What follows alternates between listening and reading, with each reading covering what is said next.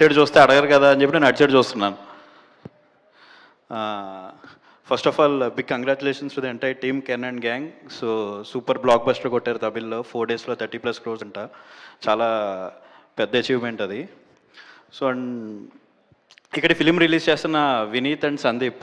So అసలు వాళ్ళు నాకు ఆ ఫిలిం ఓ రోజు రిలీజ్ చేస్తున్నాం బ్రో అని చెప్పి చెప్పినప్పుడు, మరి ఏంటి అంతా ఓకేనా, అంతా బాగా ప్లాన్ చేసుకున్నారా మరి ఏంటంటే, లేదు లేదు శ్రీ విష్ణు అన్న కానీ, సత్య అన్న కానీ, సాయి రాజేష్ అన్న కానీ, వశిష్ఠ గారు కానీ వీళ్ళందరూ సపోర్ట్ చేస్తున్నారు, నువ్వు వెళ్ళు ముందుకి, మేము సపోర్ట్ చేస్తాము అని చెప్పి వాళ్ళు చెప్పడం చాలా హ్యాపీ అనిపించింది. అంటే ఒక యంగ్ టీమ్కి అంతకుమించి ఏం కావాలి. సో వీళ్ళు ఇన్ని ఫిలిమ్స్ మార్కెటింగ్ చేసుకుంటూ ఇన్ని ఇయర్స్ వీళ్ళ స్ట్రగుల్ కింద మీద ఎంత పడ్డారో పర్సనల్గా నాకు తెలుసు, వెనకాల నించున్న వాళ్ళందరికీ కూడా తెలుసు.